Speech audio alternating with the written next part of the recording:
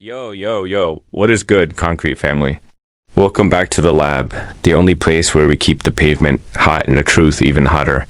This is the Urban Concrete, and do we have a story for the ages today?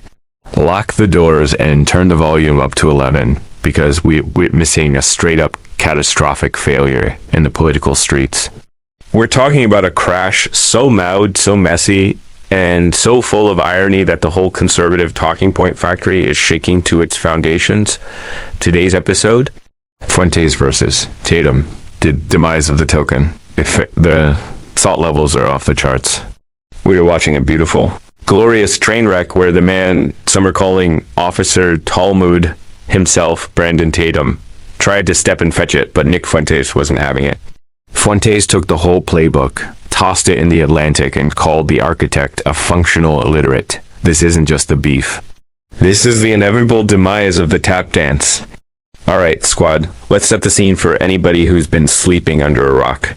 This whole saga, this beautiful disaster, jumped off when a subscriber hit up Nick Fuentes to ask if he'd seen the latest from Brandon Tatum. Now, Tatum, who some on the internet are now calling Officer Talmud, didn't just leave a comment.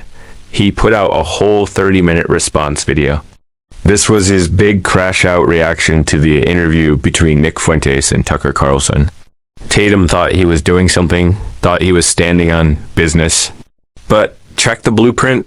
Fuentes looked at that 30-minute video and didn't see a debate. He saw a minstrel show running out of an audience. He basically said the whole conservative token vibe is a house of cards that finally folding in on itself. Fuentes didn't just disagree. He went for the jugular, calling Tatum a racist clown. This is what happens when the script gets flipped and the people supposedly on your side start tearing the mask off. Now, let's keep it 100 on the culture. The sources tell us that figures like Brandon Tatum are part of a very specific lane in the political game. Fuentes is out here, putting it bluntly. He claims these specific black conservative thinkers are generally not very intelligent. Wait, it gets deeper. He says what they are actually world-class at is repeating words. They are the masters of the slop diet, regurgitating the same old talking points, being good little tokens for the Republican agenda.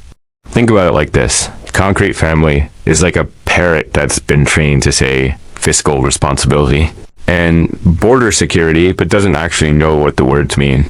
Fuentes is calling them out as nothing more than mouthpieces hired help to sell a product that the streets are unbuying anymore.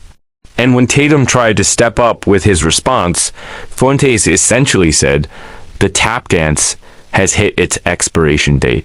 You can't keep the show going when the audience sees the strings. But hold up, we gotta get into the details because this is where it gets truly wild. You know, Tatum is the guy out here screaming from the rooftops that Israel is the greatest place on the planet, right? He's pushing that line hard. But then he tells this iconic story about his trip over there. He recounts a moment where, get this, a small child actually spat on one of the pastors. Let that sink in. You're out here promoting a place as the ultimate destination. But in the same breath, you're admitting that the locals are literally spitting on your people. This is what Fuentes is talking about when he says they're just stepping and fetching. Even when the reality is hitting them in the face or spitting on them, they stay on script because that's what the token role requires. The Urban Concrete is telling you, the math ain't mathing.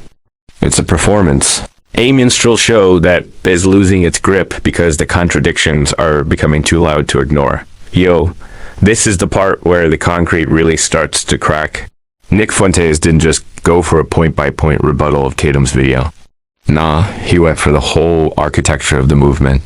He's calling the people behind these talking points functional illiterates. He's saying the movement is built on a slop diet of political commentary that is essentially feeding the public garbage and calling it a 5-course meal.